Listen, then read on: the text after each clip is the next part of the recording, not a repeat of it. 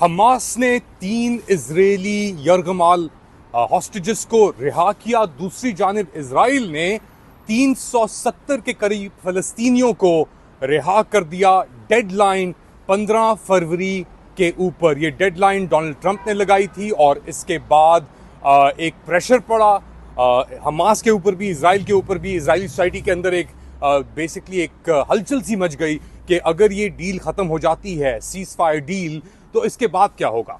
Late Ali show you के इस episode में वाशिंगटन डीसी से आप सबको खुशामदेद। Do like, subscribe and share this content. बात शुरू करते हैं। ये जो 3 इजरायली जो हॉस्टेजेस कह लें, प्रिजनर्स कह लें, जो रिहा हुए, उसके बाद 370 के करीब फ़लस्तीनियों को इजराइल ने रिहा किया इस मौके पर जब डेडलाइन बिल्कुल अनकरीब थी। और ये डेडलाइन क्या डाली थी डोनाल्ड ट्रंप ने कि अगर 15 फरवरी हफ्ते के रोज़ ये इजरायली नहीं रिहा किए गए तो जहन्नुम तोड़ दी जाएगी फ़लस्तीनियों के ऊपर। इस दहशत को जो इजराइल ने फ़लस्तीनियों के ऊपर डाली हुई है, 1-1.5 साल होने को आ रहा है और इस 1.5 साल के अंदर गाज़ा तकरीबन 90% गाज़ा की इमारतें तबाह हो चुकी हैं। 62,000 फ़लस्तीनी जहाँ भाग हो चुके हैं, 1,1200 के करीब इजरायली जहाँ भाग हुए हैं। तो एक ऐसा मौका ट्रंप साहब आए बाइडन साहब के अंदर, और स्पेशली यहाँ पे अगर आप देखें इस शहर के अंदर बहुत सारी रिजेंटमेंट और बहुत सारे खदशात मौजूद थे। जहाँ तक कि एक लीडरशिप जो है कांग्रेस के अंदर फॉर एग्जांपल वो प्रो इजराइल हो गई।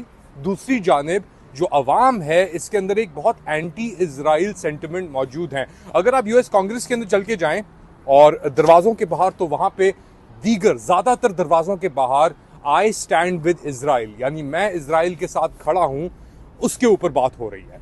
दूसरी जानिब जो फ़लस्तीनी या प्रो पैलेस्टीनियन वॉइसेस हैं कांग्रेस के अंदर वो इतनी नहीं है। राशिदा तलाइब हो गई, इल्हान उमर हो गए।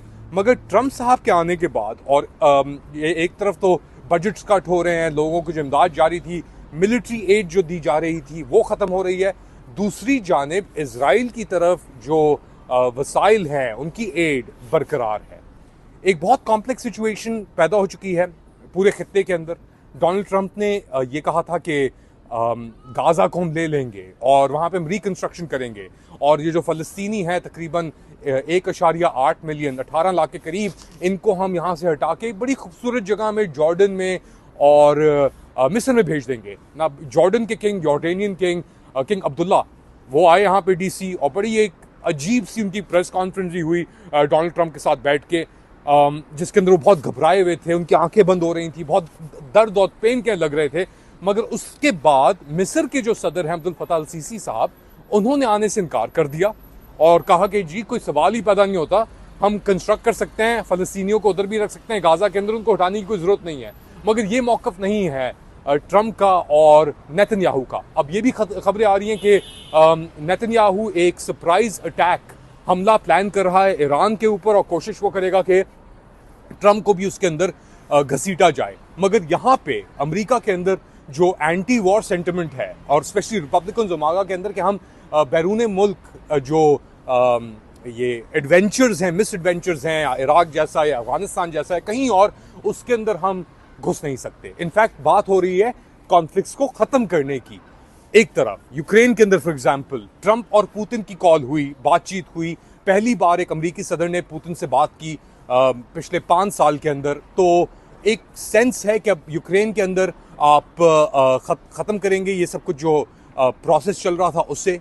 दूसरी जानिब आपके पास अमेरिका अपनी जो डिफेंस इक्विपमेंट है उसे भी प्रमोट कर रहा है, बेचने की कोशिश कर रहा है। फॉर एग्जांपल इंडियन वज़ीर आज़म नरेंद्र मोदी साहब अमेरिका पहुंचे और उनकी, जैसे मैंने पहले जिक्र किया, हर किसी से मुलाकात हुई। मस्क से मुलाकात हुई, तुलसी गैबार्ड से मुलाकात हुई, विवेक रामास्वामी से, आपके निक वॉट्स जो है नेशनल सिक्योरिटी एडवाइज़र, उनसे, ट्रंप से मुलाकात हुई। और उसके दौरान ट्रंप साहब ने जो F-35 फाइटर जेट है, जो 90 से $100 मिलियन का एक फाइटर जेट है, वो बेचने की बात यानी कर दी इंडिया से। अब इंडिया ऑलरेडी राफेल जो सिस्टम है, फ्रेंच फाइटर जेट, वो खरीद चुका था, उसने अपना डॉक्यूमेंट भी साइन कर दिए थे, कुछ राफेल्स आ भी गए थे। मगर ट्रंप चाहता है कि अमेरिकन हार्डवेयर ली जाए। तो एक इंडिया को भी एक तरीके से मुश्किल में डाल दिया है, मगर इंडिया के लिए बहुत दरवाजे भी खोले गए हैं इधर। एक दरवाज़ा जो नहीं खुला इंडिया के लिए इस ट्रिप के अंदर मोदी साहब की, वो था H1B वीज़ास के ऊपर कोई अंडरस्टैंडिंग, क्योंकि ज़्यादातर जो यहाँ पे H1B वीज़ा होल्डर्स हैं जो आ रहे हैं वो आए इंडिया से पिछले 5, 10, 15 साल के अंदर।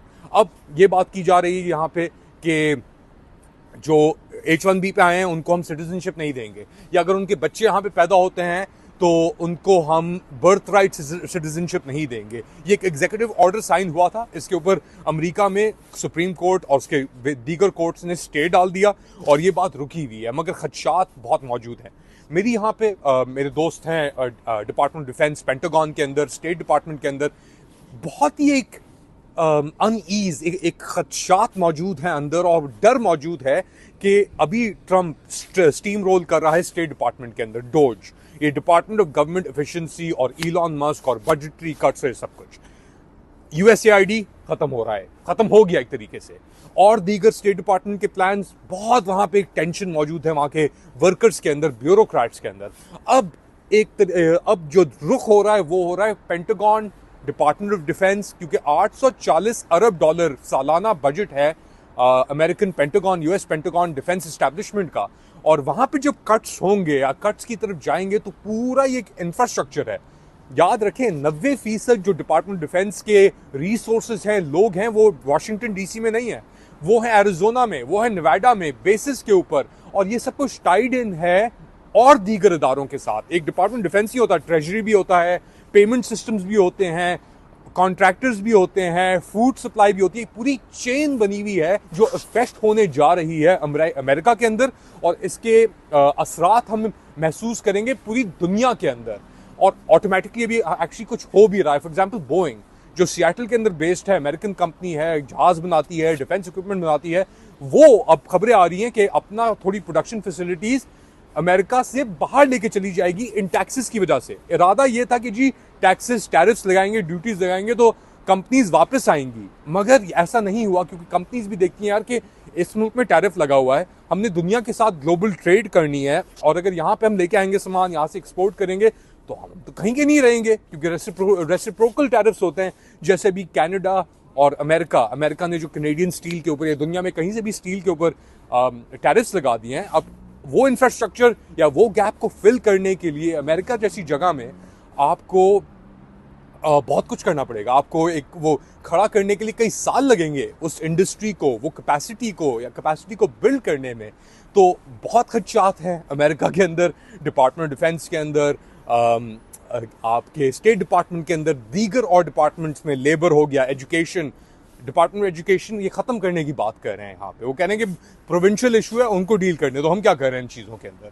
और बहुत सारी पॉलिसीज जो टाइड इन थी प्रोग्रेसिविज्म के अंदर, वोक आइडियाज़ के अंदर जिनको कहा जाता है सो कॉल्ड, उनको ख़त्म करने की बात की जा रही है। तो एक इंटरेस्टिंग टाइम है अमेरिका में, बहुत ही हलचल हो रही है, बहुत चीज़ें उखड़ रही हैं, फैल रही हैं, बिगड़ रही हैं, और कुछ कहेंगे जैसे इलॉन मस्क और डोनाल्ड ट्रंप सही हो रही हैं। और कवरेज आपके साथ लेके आऊँगा, मेरे पास और भी बहुत सारी खबरें हैं वाशिंगटन डीसी से, लिस्टें भी आई हैं मेरे पास बहुत सारी। खबरों की कमी नहीं है। वो कहते हैं ना कि अगर खबर एक या कंटेंट इज अ बीस्ट, एक जिन है कंटेंट, तो अभी मैं इस वक्त जिन के पेट में हूं। I am in the belly of the beast.